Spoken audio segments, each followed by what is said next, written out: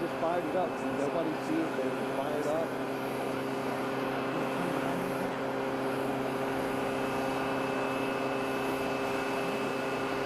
All right, we'll make it work.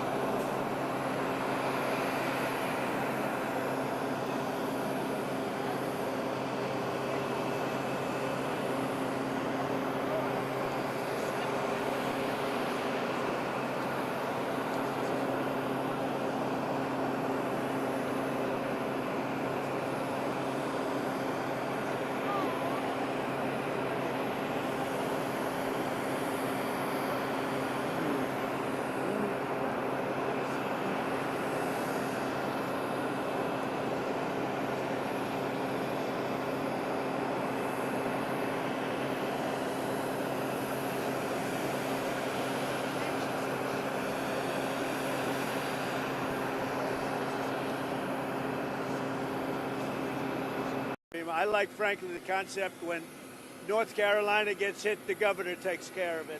Florida gets hit, the governor takes care of it, meaning the state takes care of it. To have a group of people come in from an area that don't even know where they're going in order to solve immediately a problem is something that never worked for me. But this is probably one of the best examples of it not working. And there's been some others, like in Louisiana, etc. So we're going to be doing something on FEMA that I think most people agree. I'd like to see the states take care of disasters. Let the state take care of the tornadoes and the hurricanes and all of the other things that happen. And I think you're going to find it a lot less expensive. You'll do it for less than half, and you're going to get a lot quicker response. So that seems to be the recommendation, but we'll be making that recommendation over the next couple of weeks. We're going to go to the site now, and we're going to figure out a plan for really demolition and cleaning, because not a lot's been done, and we're very disappointed in the Biden administration, but we're going to make up for lost time. And I said I'd do that, and this is about the earliest we could possibly be here, and we're honored to be here. This has been a great state. They're great people, and they've really been mishandled. But it's all, this group is going to be great, and we're going to get it taken care of. Any questions? How will you respond to FEMA? Do you expect to ask Congress for additional aid for North Carolina and California? It will be direct. In other words, the aid will go through us. So rather than going through FEMA, it will go through us. And I think maybe this is a good place to start. Because, and in all fairness to the governor, and in all fairness to everybody else, FEMA was not on the ball. And we're going to turn it all around. Yes. A lot of Americans think that this is symbolic of what your campaign was all about. America first, putting your priorities to Americans. Even going to California, where their policies might have been one of the biggest reasons why they've had these problems. But you're putting the American people first. Your thoughts on that? We are. Thank you. I like that question. Boy, I want more questions like that. That's even a statement. Thank you very much. He's a good man, that guy. And he's also a very professional reporter, I have to say. Thank you very much. Yeah, we're putting America first. We're putting, in this case, North Carolina and California. We're going to do a good job in California. That is a disaster like I don't know if we've ever seen anything like it, frankly. They say the biggest in the history of California. I think, has anything bigger than that happened in the whole country ever? It looks like, I don't want to say what it looks like, but you know what I'm going to say. It looks like something hit it, and we won't talk about what hit it, but it is a bad, bad situation. And I guess I'm going to meet with some government officials, but I mean, much more importantly, and in California, just to revert to it for a second, millions of gallons of water are waiting to be poured down through already the half pipes that are already built. I mean, they've been up for 40 years, and about 20 years ago, they turned off the water. And it's the water that comes from the Pacific Northwest. Some of it comes out of Canada, and it flows there, and it probably has flowed there for 1 million years. And they turned it off, and they routed out to the Pacific. And in the meantime, you don't have water in the hydrants, you don't have water in the sprinkler systems. It's the craziest thing I've ever seen. And everyone's trying to figure out, why aren't they turning it back? They say it's the Delta smelt, it's a fish, but I find that hard to believe, but we'll figure it out. And without doing that, you're going to continue to have problems. Mr. President, what are you prepared to do, sir, if OPEC doesn't respond to your call to cut oil prices? Well, we want to see OPEC cut the price of oil, and that will automatically stop the tragedy that's taking place in Ukraine. It's a butchering tragedy for both sides, by the way. A tremendous number of Russian soldiers are dead, tremendous number of Ukrainian soldiers, and a lot of people are dead from the bombing of the cities. But right now it's just bullets whacking and hitting men, mostly men, almost in all cases men. And over 1 million men are killed, and they're losing thousands of people a week. It's crazy. It's a crazy war, and it never would have happened if I was president. Would never have happened. This is crazy that it happened, but we want to stop it. Now, one way to stop it quickly is for OPEC to stop making so much money and to drop the price of oil, because they have it nice and high. And if you have it high, that war's not going to end so easily. So OPEC ought to get on the ball, and they ought to drop the price of oil, and that war will stop right away. Mr. President, funding to Los Angeles because of its sanctuary city policy? I want to see two things in Los Angeles: voter ID, so that the people have a chance to vote, and I want to see the water be released and come down into Los Angeles and throughout the state. Those are the two things. After that, I will be the greatest president that California has ever seen. I want the water to come down and come down to Los Angeles, and also go out to all the farmland that's barren and dry. You know, they have land that they say is the equivalent of the land in Iowa, which is about as good as there is anywhere on earth. The problem is it's artificial, because they artificially stop the water from going onto the land. So I want two things. I want voter ID for the people of California, and they all want it. Right now you don't have voter ID. People want to have voter identification. You want to have proof of citizenship. Ideally, you have one-day voting, but I just want voter ID as a start, and I want the water to be released, and they're going to get a lot of help from the U.S. Thank you very much. I'll see you in a little while. We'll see you at the site. We'll see you at the site. Tell us more about the deportation flights. Where are they going from? Where are they going to? Deportation's going very well. We're getting the bad, hard criminals out. These are murderers. These are people that have been as bad as you get, as bad as anybody you've seen. We're taking them out first. Thank you. Thank you. Thank you, Brett. Move to the grass. Through the grass. Oh.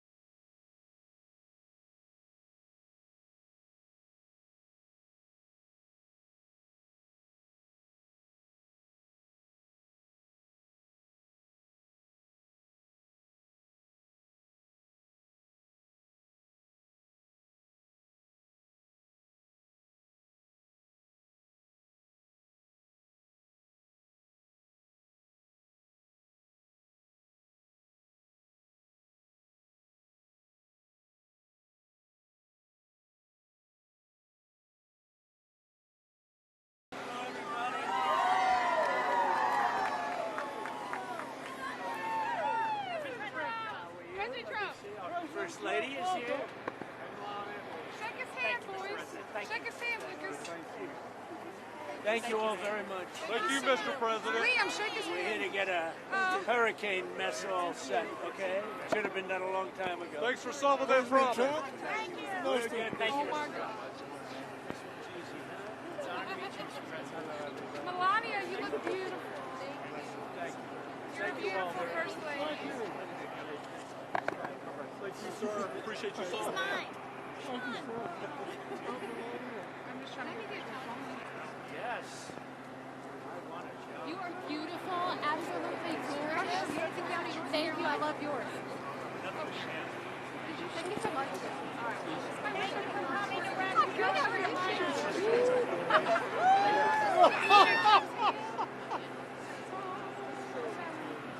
He did too. I'm shaking. You're married up, sir.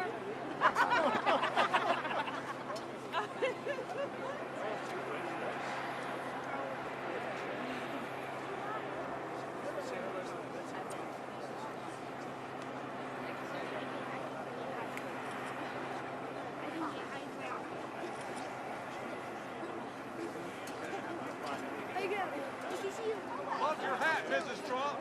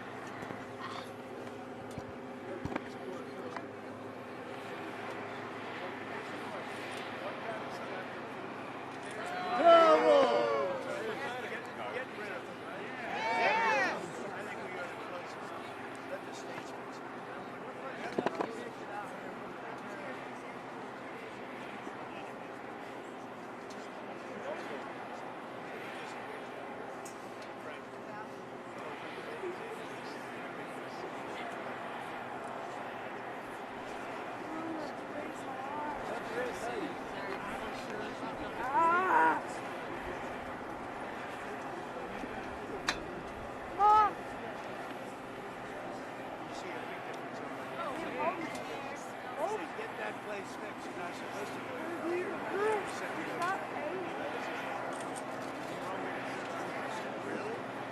North Carolina first. North Carolina first. North Carolina first.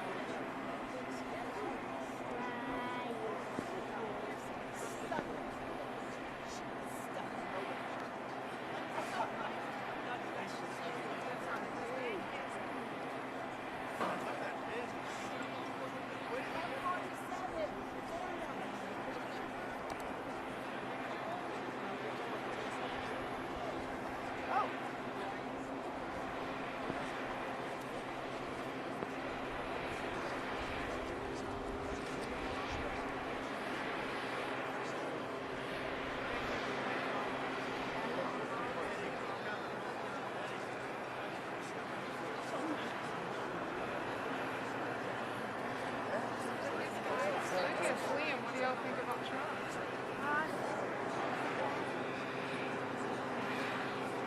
don't know. We'll see.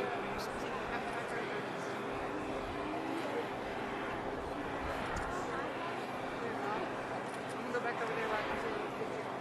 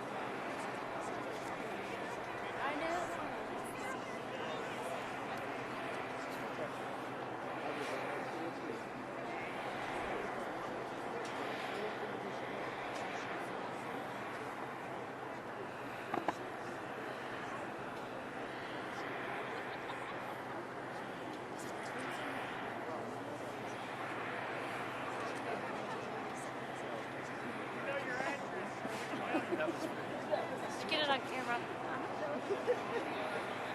I know, I had to stick my phone in my pocket.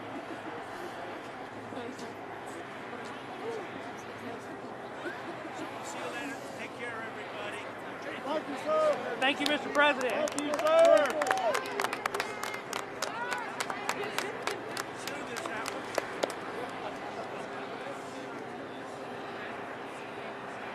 Hey.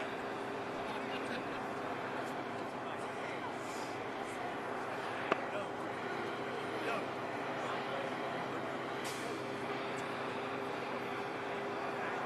Bye, everybody.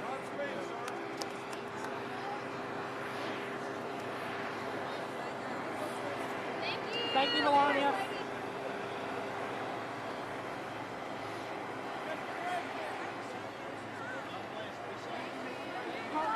Thanks for coming. Thank you for coming, sir. Thank you, Mr. Trump. We love you! Thank you!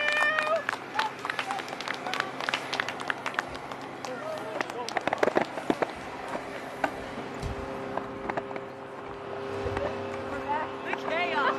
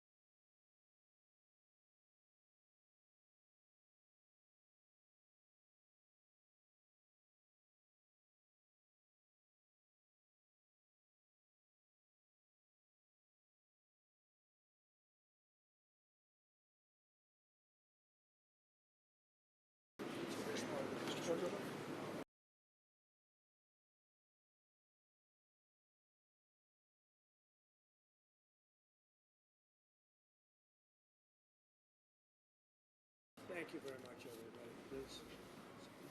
Hi, Virginia.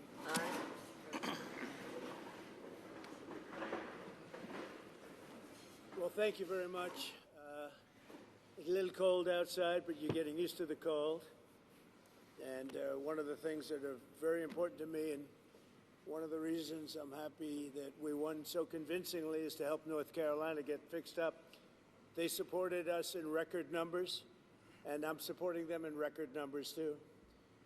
And they had me set. I wanted to go to Los Angeles and see what was going on with California, why they aren't releasing the water. Millions and millions of gallons of water. They're sending it out to the Pacific. Someday somebody's going to explain that one. In the meantime, they have no water in Los Angeles where they had the problems. So we're going there. But I said, well, what about North Carolina? Well, you could do that. No, I can't.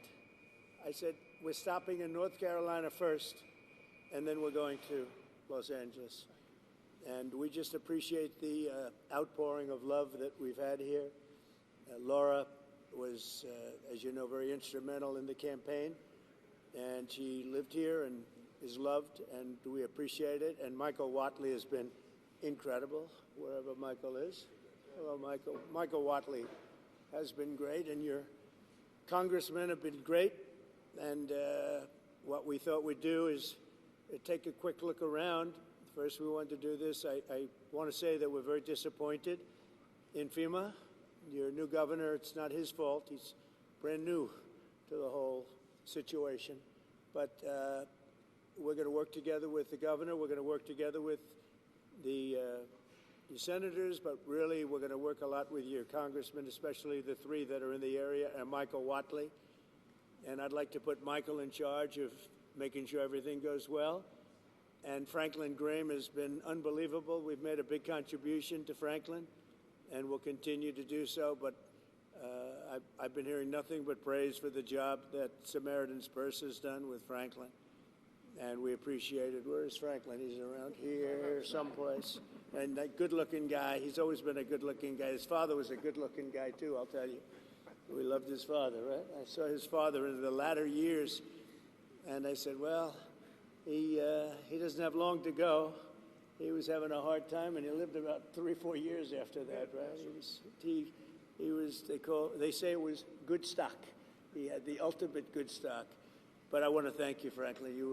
You've been fantastic here, and everywhere he goes, he's always the first one I see. People don't realize it, how good it is. A lot of people, they go, well, maybe it's for the people that he's got, and you guys know because you're here, but the people that he's got have done amazing work. So I just want to thank everybody. We're going to get over and take a look. We'll say a few words. I do want to introduce some of the people that we have. And our First Lady, we'll start with our First Lady. She wanted to be here because of North Carolina, and then I said, well, you can do that, but you're going to have to come to California, too. And she said, that's okay. And we got to fix that one up, too. Do you ever see anything like that one? It's, who would have thought that could have happened? So, Governor Josh Stein, thank you very much. We appreciate it. And we're going to have a very long and good relationship. Representatives, maybe stand up if you would so the press can see. Representatives Chuck Edwards. Chuck, thank you. Thank you, Chuck. Tim Moore. Virginia, you know Virginia Fox, a legend. She is such a powerful woman. Pat Harrigan. Pat, thank you very much. Your Agriculture Commissioner, who I hear is excellent, Steve Troxler. Steve, thank you very much. Good job, Steve. You got plenty to do, right? More than you ever thought. North Carolina Speaker Dustin Hall. Thank you, Dustin. Thanks, Dustin. Very good. House Majority Leader Brendan Jones. Brendan, thank you very much. We're making progress, Brendan. State Representatives Dudley Green, Carl Gillespie. Thank you very much, fellas. Good. Good. Thank you very much. State Senators Kevin Corbin, Warren Daniel. Thank you. Thank you very much, Kevin, Warren. And County Commissioner Jennifer Best. Thank you, Jennifer. Thank you. So Hurricane Helene was one of the worst natural disasters in American history. It was far worse than it was even billed. I have never seen such water damage. It was largely water damage, wind damage, but water damage nobody's ever seen. I've been here, as you know, numerous times, but now I'm here in a position where we can do something, meaning I've been in office for 4 days, and I wanted to come sooner, but actually they had a little problem with getting logistically in here, but I would have been here even sooner. 104 North Carolinians have lost their lives. Is that now a fairly firm number, or are they still finding people? You know, what do you think? They're still finding people? Pretty much okay? It's a lot of people. 104 people lost their lives. 73,000 homes were severely damaged or destroyed. And I'll tell you, I've been to a lot of them, and this was like lots of hurricanes in one. I've never seen such damage done by water. And the water came, it was violent, and it left, and there was like nothing left. It's really pretty amazing. At one point, half of the emergency calls to FEMA went unanswered. That's real bad. FEMA was not doing their job. The city of Asheville went without running water for 2 months. A whistleblower testified that some FEMA employees refused to help people who displayed Trump signs on their property. I think that's true, isn't it? I read that. It's not nice. That's not too nice, is it? But whoever those property people were, thank you very much. Michael, is that true? That's not good, huh? About the property owners, you put a Trump sign on and they wouldn't help? FEMA. Earlier this year, FEMA kicked 2,000 North Carolinians out of their temporary housing into below freezing temperatures. What was that all about? You know about that? What happened? Tell me. We had an incompetent administration under Biden, and we had a disaster, and then we call it the disaster after the disaster. That was the FEMA response. You've had nothing but disaster since then. It doesn't matter at this point. Biden did a bad job. Some residents still don't have hot water, drinking water, or anything else, and many of them don't have quarters. They don't have anything. They got a stipend for what they lost, and we're going to take care of it. This is totally unacceptable, and I'll be taking strong action to get North Carolina the support that you need to quickly recover and rebuild. We're working on it very hard, and I think if Michael Whatley does half as good a job for North Carolina as he did for my campaign, we'll be very happy. Him and Laura were a very powerful team. So you think you can handle it, Michael? I don't know. I'm not sure, Michael. I think this is maybe in many ways easier, okay? Maybe easier. But you're going to lead the team. Do you want to say who the congressmen are that you want to appoint? Do you want to introduce them? We have Virginia Fox, Chuck Edwards, and Tim Moore, whose districts encompass the area. And they are the districts that were most severely impacted, right? You were affected then, Virginia? Yes, lost my own driveway. Really? No. I'll also be signing an executive order to begin the process of fundamentally reforming and overhauling FEMA, or maybe getting rid of FEMA. I think, frankly, FEMA is not good. I think when you have a problem like this, I think you want to go and, whether it's a Democrat or Republican governor, you want to use your state to fix it and not waste time calling FEMA, and then FEMA gets here and they don't know the area, they've never been to the area, and they want to give you rules that you've never heard about. They want to bring people that aren't as good as the people you already have. And FEMA's turned out to be a disaster. And you could go back a long way. You could go back to Louisiana. You could go back to some of the things that took place in Texas. It turns out to be the state that ends up doing the work. It just complicates it. I think we're going to recommend that FEMA go away. And we pay directly, we pay a percentage to the state. But the state should fix this. If the state did this from the beginning, it would have been a lot better situation. I think you guys agree with that, right? So I just want to say that Asheville, I know it well, it's a great place, and we're going to have it be a great place again. That was the one that was most severely affected. But North Carolina is going to come back bigger, better, stronger than ever before. And you're going to be very thankful. And you've already seen, I know that it really began 4 days ago, but you've already seen more action than you have in the last 3 months. And we're going to get it together. We're informing the Army Corps of Engineers to get going because you have a lot of river breaks and a lot of areas that you're going to need some pretty big work.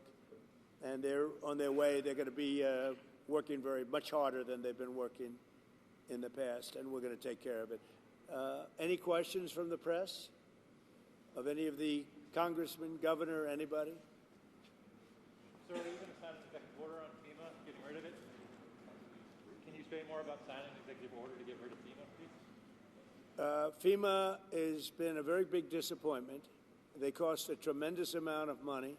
It's very bureaucratic, and it's very slow.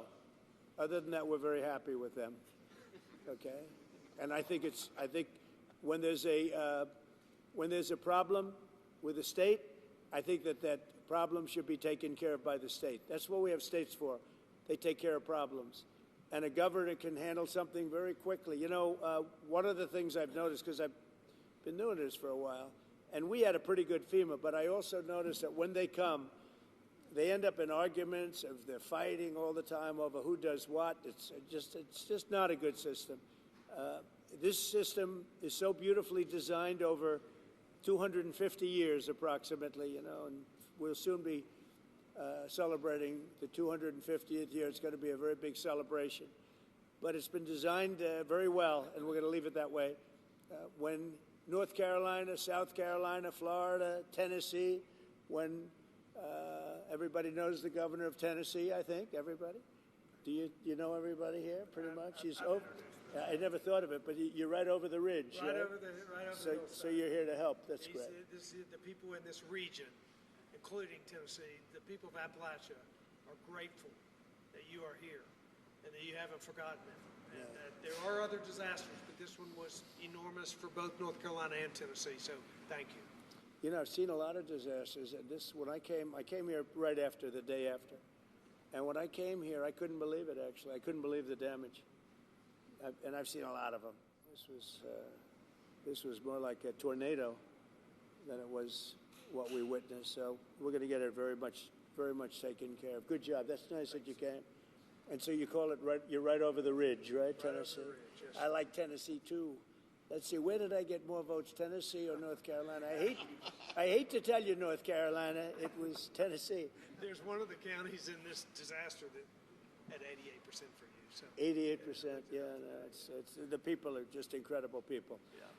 So, do you have any questions, press? Yes, Mr. President, you talked about conditions being placed on aid to California, voter ID, and the like. Are there any conditions that you're going to put on aid to North Carolina? We're going to do a lot for North Carolina. You know, they've been very slow. I don't know why it's been so bad. This has been one of the worst I've seen. Katrina, of course, you know, was something that obviously that was a long time ago. That was not good. But this has been very slow. I don't know if that was for political reasons because they lost the state. You know, Biden lost the state. Maybe he felt he doesn't care. Maybe there were other reasons. I don't know. But this has been very slow. By any standard, this has been very slow. And we're gonna make up for lost time. No conditions. You're going to push for aid. Well, in California, I have a condition. In California, we want them to have voter ID so the people have a voice, because right now the people don't have a voice because you don't know who's voting, and it's very corrupt. And we also want them to release the water. If they released the water, they wouldn't have had a problem. If they released the water when I told them to, because I told them to do it 7 years ago, if they would have done it, you wouldn't have had the problem that you had. You might not have even had a fire. So, but here I don't have that. It's a different thing. You got hit by a storm. The people are incredible. They worked really well. Franklin was fantastic, and other groups. By the way, other groups came in that were also fantastic, and other states came in. Tennessee and a couple of others came in, and they really helped. That's the way it's supposed to be. No, this is a different kind of a thing. About what? Have you decided how much funding you would allocate for disaster relief? I haven't. I have to see what it is. Are you disappointed that Senator Schiff hasn't joined you on this trip? It was reported you invited Senator Schiff to join you on this trip and he was too busy. Are you disappointed? I don't know. I was told that Schiff was going to travel with us to California. I wasn't thrilled, to be honest with you. And I saw him last night on television. It looks like he got hit with a baseball bat or something. What happened to him? Something happened to him. It looked like he got hit. It looked like he got beat around, but I'll ask Caroline to find out what happened to him. No, if he wanted to come out, I would have done that, but I don't know. Somebody said that he wanted to come on the plane, but I think he's staying back for the votes. There's some pretty good votes going on. Yeah. Mr. President, what is your timeline for getting rid of FEMA? For this one? For this one? You just talked about possibly getting rid of FEMA. What timeline are you looking at, and how would you do that? Well, we're looking here. Here you're talking about. To start, we're going to start immediately, timeline. And to finish, it's going to be a period of time. You know, people are also rebuilding their houses. How long does it take to build a house, right? It takes a time. And I want them to build houses bigger, better, nicer than they had before, so they can have, at least they get something out of this disaster. This was a real disaster. No, timeline will be fast. In terms of infrastructure, I think very fast. I want to thank Elon, because Elon was able to get us communication systems, as you know, Starlink. We had no communication. The first day I got here, I was asked by one of the people, one of the really great representatives, professionals, that is there any way you could get Starlink here, because they had no communication whatsoever. And I called up Elon Musk, and he had, you know, hundreds of units brought here, like brought immediately, and it's hard to get. They couldn't get them before, and that made a lot of difference. I think it saved a lot of lives, actually. Yeah, infrastructure-wise, we'll do it quickly. Sir, can you just talk about how long you think it might take to get rid of FEMA? What's the timeline on that? If you're going to roll it back? Yeah, I would say, look, as far as I'm concerned, I'm not really thinking about FEMA right now here. I'm thinking about Michael Watley, and I'm thinking about the 3 Congress people that you just heard from, and also the other people in Congress, and they'll be working with the governor. They'll be working with the governor, so that's what I see. Change the subject real quickly. The Laken Riley Act was signed by Speaker Johnson yesterday. Right. When do you anticipate to sign that into Well, office? we're honored by that. Laken Riley, I was there at the time, and we had a big meeting with the parents right after that horrible thing took place. And we have an act. You all know what that act represents. And it was a bipartisan bill. Many Democrats signed onto it. That's something that is a tribute to Laken, a beautiful young lady who was killed viciously by an illegal alien. And we passed a very powerful bill, and it was just approved, and we'll have a ceremony sometime very shortly. I'll be signing it. In other words, if you're asking, I will definitely be signing it. Okay? Yeah. Mr. President, the security detail for Anthony Fauci was terminated last night, and I'm wondering if you have any comment on that. About what? The security detail for Anthony Fauci was terminated last night, sir. Do you have a comment? No, I think, you know, when you work for government, at some point your security detail comes off. And, you know, you can't have them forever. So I think it's very standard. If it would be for somebody else, you wouldn't be asking the question. The question is very fair. But, you know, you work for government. We took some off, other people too. But you can't have a security detail for the rest of your life because you worked for government. Yeah, we'll see what happens. Would you feel partially responsible if something were to happen to, say, Dr. Fauci No. or John Bolton? No. You know, they all made a lot of money. They can hire their own security, too. All the people you're talking about, they can go out. I can give them some good numbers of very good security people. They can hire their own security. They all made a lot of money. Fauci made a lot of money. They all did. So if they, you know, felt that strongly, I think that certainly I would not take responsibility. North Carolina is a state that relies on trade and manufacturing. Are you going to have an announcement on new tariffs coming soon? Is there a timeline now? Yeah, the tariffs are going to make our country rich. We're going to be a rich, rich country very soon. Tariffs are going to make it rich, and competence. We have common sense, competence, and tariffs. The word tariff is one of the most beautiful words in the dictionary. Jonathan Reynolds, the business secretary of the United Kingdom, said that there's an even trade between the U.S. and the U.K., so they shouldn't have tariffs. Does trade imbalances or a balanced trade affect tariffs and your decisions? Yeah, unbalanced and balance, and also deficits. Like with Canada, we lose $200 billion a year with Canada. That's because we allow them to make cars. We allow them to take lumber. We don't need their cars. We don't need their lumber. We don't need their food products, because we make the same products right on the other side of the border. It's sort of crazy. So we've just allowed that. Bad management has allowed it over the last 4 years in particular to become very imbalanced. And I said I call him Governor Trudeau, but he's Prime Minister Trudeau when he was Prime Minister. I asked him, why would we do that? Why? And he was unable to give me an answer. He said, I don't know. And I said, do you think it's fair that we're paying $200 billion to keep Canada going? And what would happen, I asked him, what would happen if we didn't do that, if we didn't subsidize Canada? He said, we'd be a failed nation. And I said, then you should be a state, because why are we paying all of that money to Canada when, we could use it ourselves, right? So we take care of their military. We're going to order about 40 Coast Guard big icebreakers, big ones.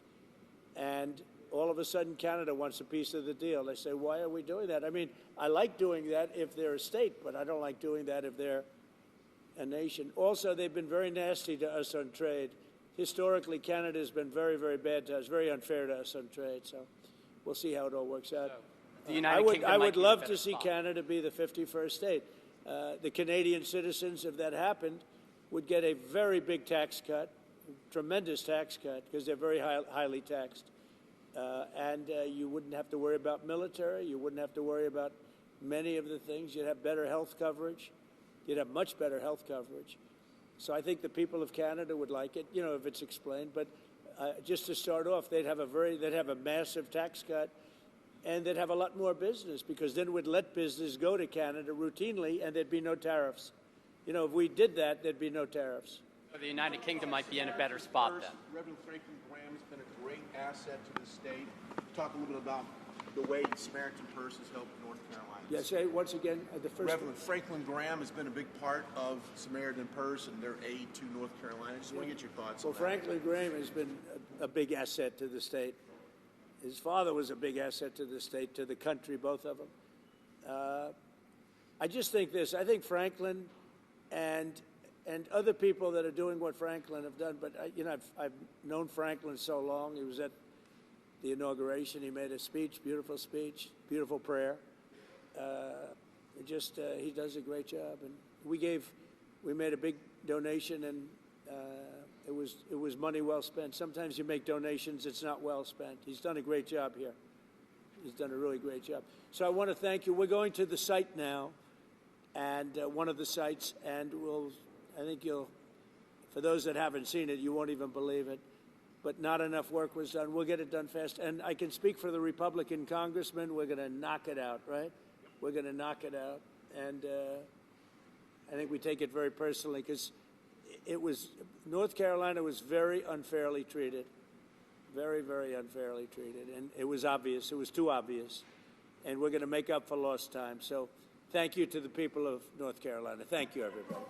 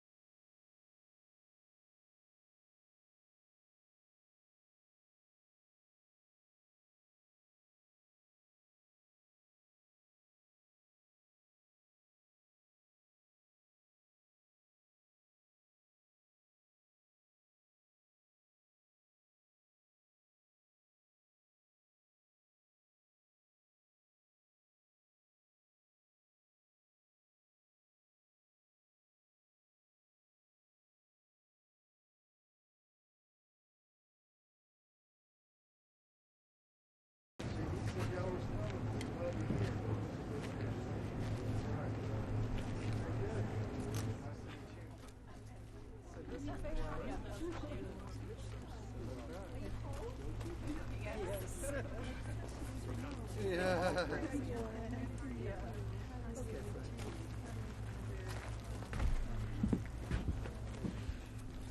It's a great honor to be here with these people today that have suffered so much. And to lose everything you have, and you just wonder what you're going to do and where you're going to go. And we just thank God, and I want to say thank God that He's given us the resources to be able to help. And a lot of people have helped, and not just Samaritan's Purse, but there's been many different organizations and volunteers that have just come to Western North Carolina and East Tennessee to help. I grew up, this is my backyard, I grew up about 8 miles or so from here. And went to high school right down the road, about a mile down the road. And so this is home to me. But we've got a family today. We've got the West family. This is their house. So we're here today to show the president just a little bit of the damage and the problems that the people of Western North Carolina are facing. So, Mr. President, thank you for what you have done for Western North Carolina. Thank you for coming again to see. Thank you, your son Don Jr., he came with us twice. And so they've taken a real interest. And this isn't a politician coming down here looking for votes. This is a man who wants to do something, who wants to see some changes, who wants to make life better for you. So thank you. And Melania, thank you so much for coming. It's an honor to have you here with us. So, Mr. President, please. Thank you very much, Franklin. Thank you. All right, good man. He's done a great job, fantastic job. And we've come to North Carolina with a simple message for all the people of this region who are hit so hard by Hurricane Helene. And that message is very simple. You are not forgotten any longer. You were treated very badly by the previous administration, and I'm here after a few days of the administration. We're going to California, Los Angeles. They got hit hard, as you know. A lot of that could have been prevented, I think, if they had water, which they had plenty of, but they didn't use it. But I'm going there, and it was set up to go there. They said, well, wait a minute, what about North Carolina? They said, well, what would you? I said, I have to stop there first. I'm stopping in North Carolina. So we made the stop, and I feel very good. You're represented by some great people, great congressmen are with us, and we're going to get involved with them. And Michael Whatley is here, who is the head of the Republican Party. He worked with Laura Trump to take us through to a tremendous victory, one of the, as the media says, one of the most consequential presidential elections ever. They say in 129 years, whatever that may mean. But whatever it is, it was a great election we had, and we won your state. All 3 times we won your state. And all 3 primaries we won your state. So we won it 6 times, I guess, Mr. Congressman. And it's a great place, and I wanted to come here. And before I went anywhere, frankly, in the campaign, I promised that I'd come back to Western North Carolina to help the people of the state, and today here I am to deliver on that promise. And we have a lot of things in mind, and we're getting the Army Corps of Engineers all set. You need your riverbanks fixed. You need a lot of roads fixed, and we're going to get it done in rapid time. And I've asked Susie Wiles and all of my people to start calling up, get the Corps ready, and they're going to get ready to go. I don't know what it is. I don't know what took so long for the other administration. But remember, I wasn't here for the first 4 months or 3 months, whatever it may be. See, we can only start as of essentially 1 or 2 days ago, and we've made a lot of progress over the last couple of days, Michael. I understand we're going to get you the resources you need and the support that you deserve, and we'll be at your side through every step of the rebuilding, and no American is going to be left behind. The people that I just met are so great, and the people that own that house is going to be very beautiful in a little while. And who knows, if Franklin decides, maybe he'll rip it down and build him a new one, because sometimes you can do that just as easily. But we're going to take care of the people. I want to thank our great First Lady for coming today. She really wanted to be here. She said, no, I want to go. And, she sees what happened, and she felt very badly, and she wanted to go. And we're then going out together to Los Angeles. But she wanted to be in North Carolina. She saw what happened. She has a feeling like I do for North Carolina. So thanks as well to a great gentleman, Franklin Graham, and his father, Billy Graham. I used to go with my father to Yankee Stadium and places to watch his father preach. And he was some preacher. You got good stock. You come from the ultimate genes, I can tell you. But he was really something. And Franklin, though, has done so much, and his father's looking down on him right now. I guarantee for a long time he's been looking down on Franklin, saying, I'm very proud of you, son. He really is, because what Franklin's done with Samaritan's purse is incredible. They told me just yesterday that Samaritan's purse has been great, but the FEMA people sort of left you high and dry, but we're going to change that around. We're not happy with FEMA. As well as all of the representatives. You have great representatives here. Chuck Edwards, who's here someplace. Where's Chuck? Where's Chuck? Chuck. Tim Moore. Tim, thank you, Tim. Great job, too. Both of you guys. Virginia Fox, a power. She's a power, that one. Don't ever have her as your enemy. It's not good. It's not healthy. Pat Harrigan. Good job, Pat. Addison McDowell. These guys were just here, just put in, and they're doing a fantastic job. Addison, thank you very much. Great. Mark Harris. Thank you, Mark. Thank you, Mark. Brad Knott. Thank you, Brad. Greg Murphy, fantastic guy, my friend for a long time now, right? And the RNC chairman, Michael Watley, who really, as I said, brought us to a great victory with Laura, the chairman of the party, the whole Republican. I took Michael Watley from North Carolina because he did the best job and put him in charge of everything, and the job they did together was incredible. Last September, Hurricane Helene became one of the deadliest natural disasters in modern American history. Rainfall rose to far more than 30 inches, which is lethal, unleashing unprecedented devastation throughout western North Carolina and many other states, as you know, but you got hit the hardest. The highest responsibility and deepest obligation of the American government is to protect its people, and that's never truer than in times of emergency like this. Unfortunately, our government failed you, but it wasn't the Trump government. It was a government run by Biden. What a terrible situation. But our government failed the people of North Carolina in this horrible crisis. For 2 months, Asheville lacked running water, and even today, some North Carolinians can't take a hot water shower. They can't drink water. They don't know where to get it. It's delivered to them by some, or they just go out and somehow find some. It's been 4 months since the storm made landfill, and still 180 roads remain closed and in ruins.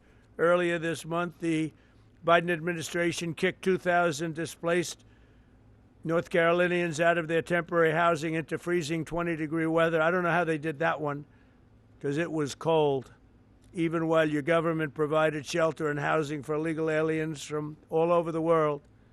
But under the Trump administration, the days of betrayal and neglect are over. They are over.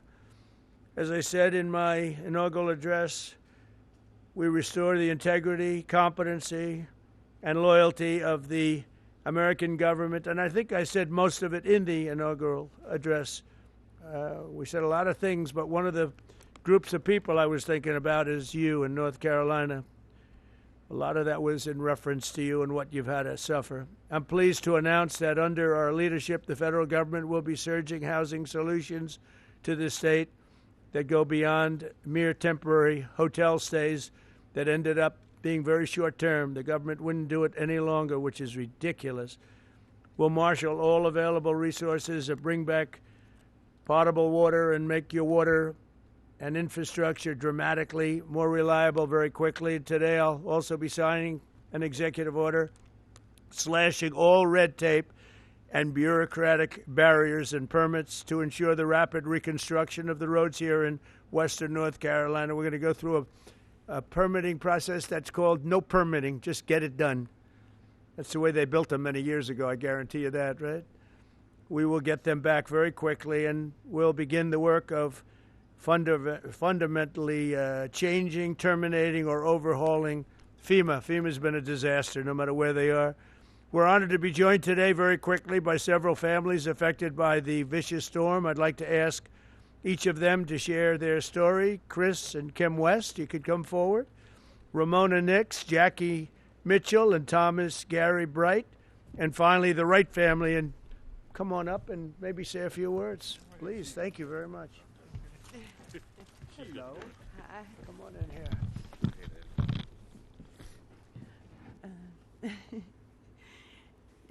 Whenever it started, we started moving our vehicles to the top of the road, and by the time we got the vehicles moved, the water had already hit our ankles in the house. And so I grabbed my purse and my little pug dog, and my husband grabbed the dog food and put it in a trash bag, and by the time we got out into the driveway, it was already waist deep, and there was sticks and that kind of thing. I didn't think I was going to make it, but we did make it out, and we made it to the top of the road, and we were kind of stuck there for hours because we couldn't get out any of the ways because it was flooded all the way around. It took us hours, and we sat there, and finally it receded enough to where we could actually get out. It was probably like close to midnight, and it started like 5, 6 o'clock in the morning. We just lost everything that we had. Didn't even have a brush for like 3 days. So. Thank you. Okay, good. Would you like to say something with that beautiful baby? So, hey. So when the hurricane storms hit North Carolina, hit our home, my daughter and my wife and I were actually out of town. But unfortunately, my dad was still at home, and my mother was staying at our house with our animals.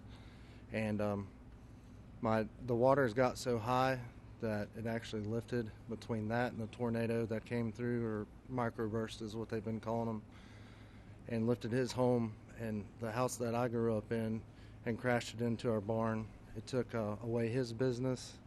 It took away all of our tools and tractors and everything needed to keep the farm going. And my mother was trapped in the house, and there was no way to escape because the water got so high. The only thing she could do was ride it out and wait till the waters came down.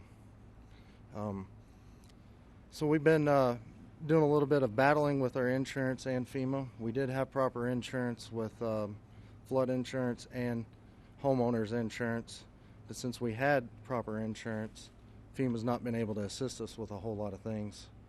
And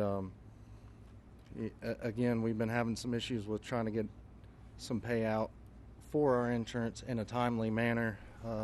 We had to do mold mitigation on our home, which is extremely expensive, before the structural engineer even came out in order to get our flood payout. And to me, that was not really acceptable. Has the insurance company been responsive or not really? Not so much. Again, Give you the money they have to give you? I'm hoping so. And we need some assistance with that. We reached out to an attorney. What's the name of the insurance company? North Carolina Farm Bureau. You got to move them, right? Yep. That's terrible. That's what we're after here. Are a lot of people having that problem too, with the insurance companies, general, different insurance companies, and they're all difficult, or just the one particular one? I've heard different stories from others, and Have a you lot heard of folks some are. more responsive? And I've heard some good instances of even Farm Bureau themselves, but in my case, they'd send out a third-party adjuster immediately. Well, they wound up firing that third-party adjuster group. He gave us a quote for a much higher estimate than what we received. And he got fired? And then he got let go. Yeah, he got fired. So then they brought in another third-party adjuster to come in and lowball us. We've not received any kind of, so the flood insurance is our primary insurance, and so there was roof leaks in the home that the inspectors found, the adjusters. Well, that contributed to us losing some of our personal property as it come in the third story where there's no, or second story living space, where the flood water, well above the floodwaters. So they've neglected us for. Is your mother saved? Yes, she's saved. So Yep. she wrote it out? She's right here. Okay. So we made it. That was not exciting, right? That's right. How scared were you? Very. Did you think you were going to make it? No. You didn't think so? Nope. I just started praying. So you were sort of on a boat. Your house became a boat. It's a big pontoon. That's some story. It was a Would you beach like to house say on something? the steps. I'll bet this guy would like to say something. I can tell. I was next door to the house, and my son was out of town, so when he came in to Charlotte to my sister's, he called about 2 in the morning because at midnight the water was still in the stream, within the banks. So when he called, the water was coming up, so I started moving vehicles up to about 5:30 in the morning, and she was in the house, and I pulled up to the steps and I said, hop on the fender and I'll get you out. Well, he built a beach house on stilts, 5 times higher than the floodplain. And she said, well, he said I'd be okay. So I'm staying with the dogs. So I went to higher ground with some vehicles, hers included, and the water covered everything. But I'd already seen it come around both sides of my place, so I got my blind and deaf dog and a bag of valuables and took up off the side of the hill behind my house, and then was heading to the cemetery back there because I knew it was open, because there was trees falling and uprooting. It was raining. You never saw anything like that? No, I've been through floods There's never been anything. all my life around there. Never nothing. Never been anything like that. But you're okay, right? Yep. House destroyed. Yeah, well, we're going to help you out. We're going to help you out. Appreciate it. Okay. Thanks for being here. Anybody else? You guys okay?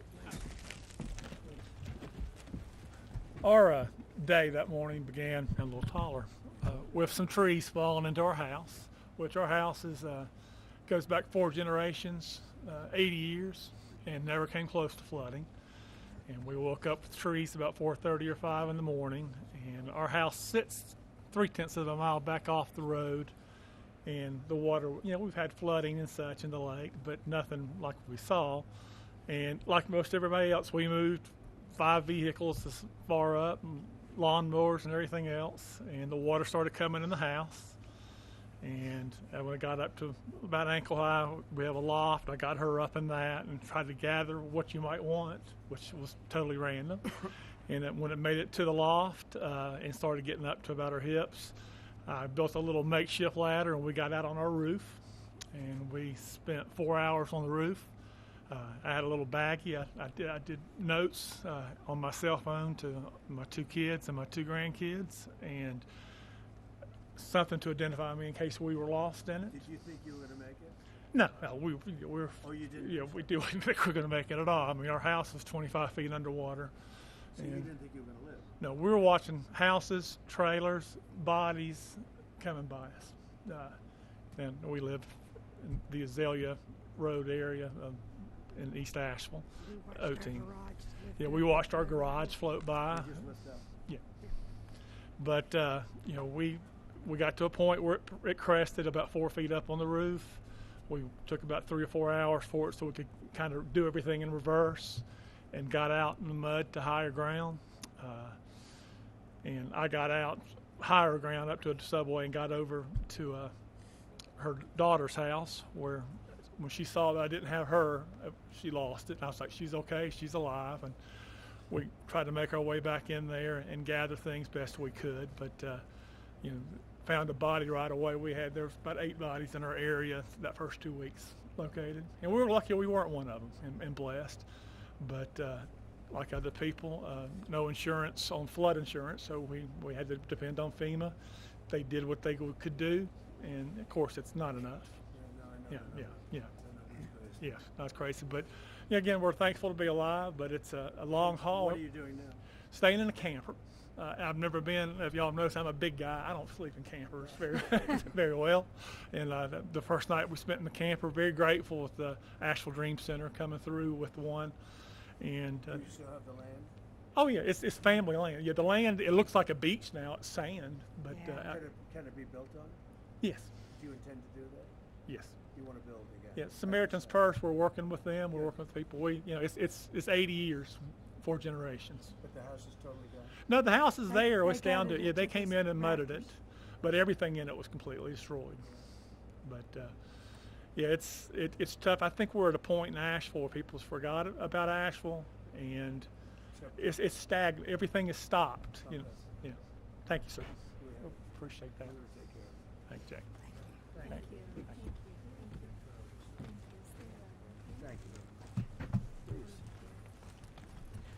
I'm Pastor Nick's, our church right down the road.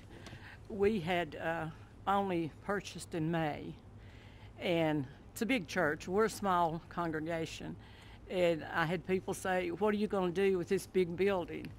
And I said, "Only God knows." And we had our dedication, and the storm came the next week. And the outpouring of people, my son brought the first load of supplies, and from there, I stayed there for about 3 months. I slept on the floor for about 3 weeks because the need was so great. The people were so devastated, and I said, I want to be here for them. And they were coming in just day and night, so there's really no need for me to go home. But we had people from Kentucky, Tennessee, Texas, Indiana, Oklahoma, people from all over. We have not received any help, like from the government or anything. But I said, Lord, if you want us to do that, people. So they came from all over the states. But FEMA did nothing. No.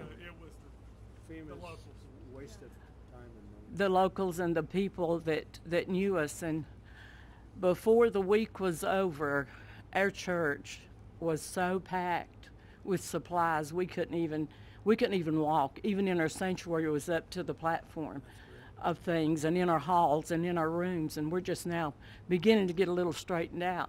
But somebody said, how long are you going to be here? I said, I'm going to be here through the winter and even on, if possible, because when you meet people that's been through the struggle, I had a little lady come up, and I said, can we do anything special for you? And she said, I don't want to be selfish, but said, could I have a cup of coffee? And I handed her that coffee, and she stood there, and tears just poured. She said, you don't realize how important the little things. It's not the big things in life that we have, but it's the little things, and knowing that God is our source. I don't look to man. I don't have to have a lot of things. I had trees, about 20 trees down in my yard, but that didn't really matter. It doesn't matter, because the needs of the people is what I want to be there for. God is good. He's very good. And my daughter now, her house is really in bad shape, and I'll let her tell you about that. But thank you, President. This is our president. We appreciate you so much. I live out in the Fairview area of North Carolina, and near the Bat Cave, Lake Lure area. And our area was hit. It was hit really hard.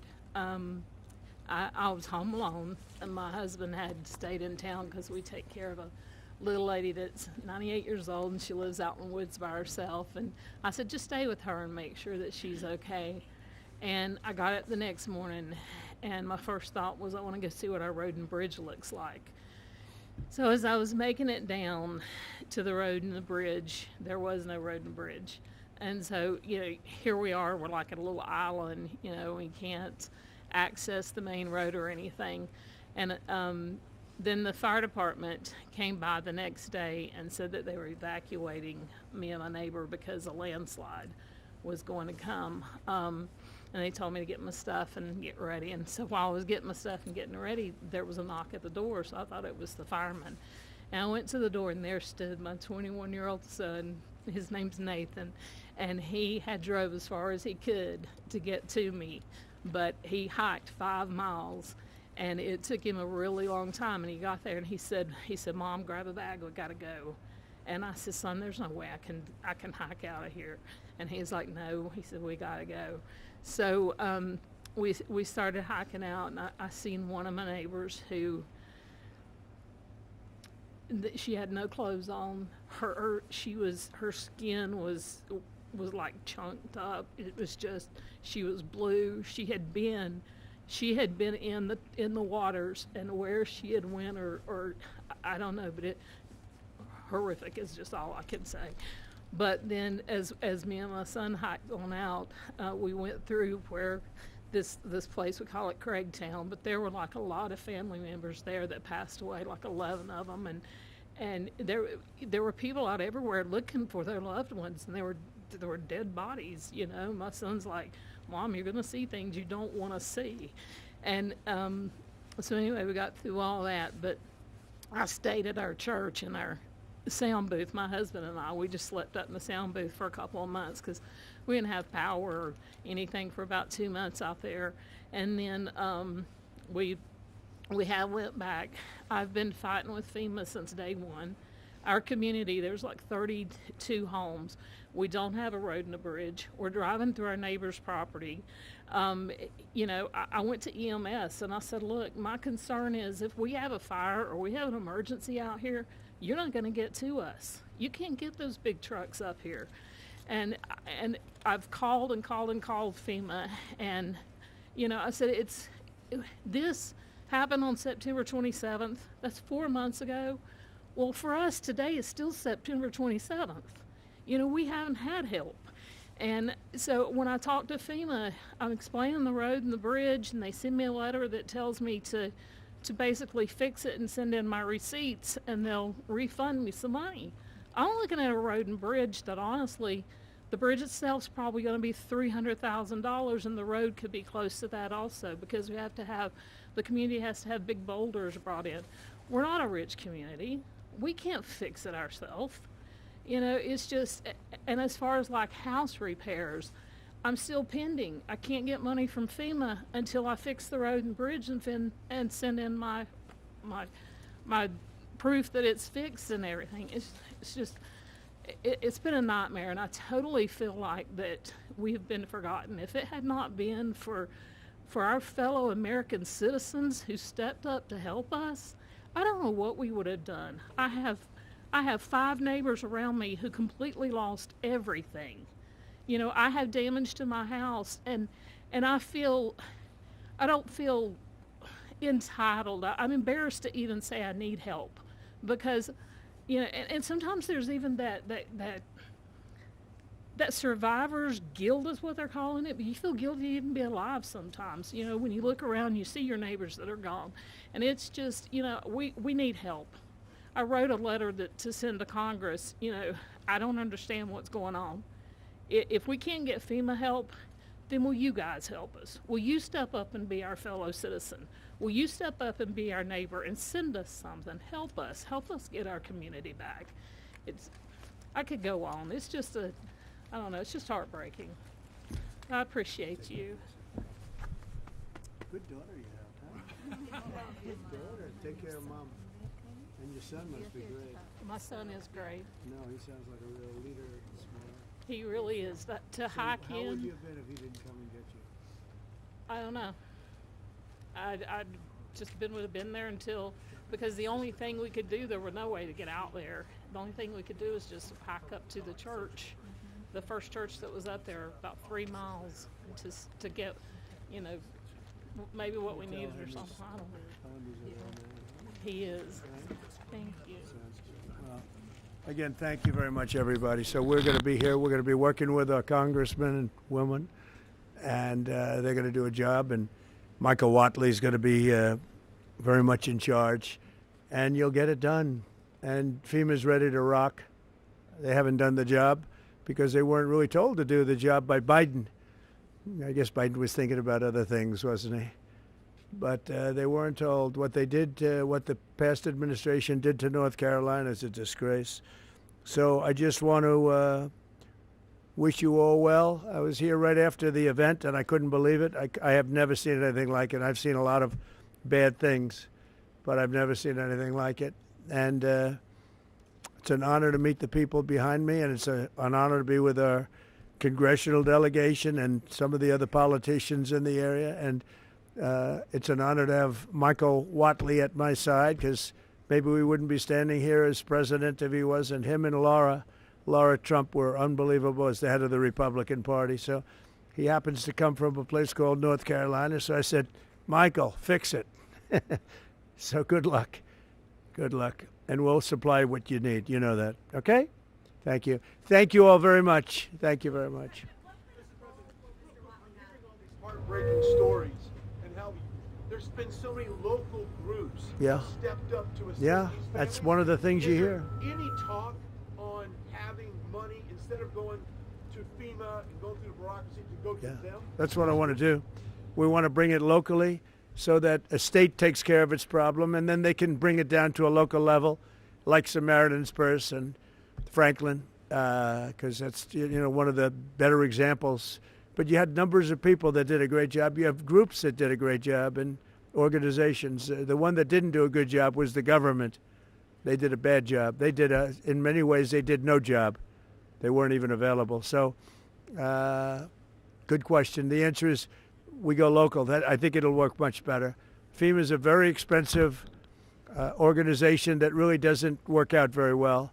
It hasn't. This is not the only example. So it was up to me right now. It ended right now, and I just let the state take care of the problem. I mean, you can always have problems. Let the state, if it's Florida, it's a hurricane, let Florida take care of it. They don't need FEMA to come in. Yeah?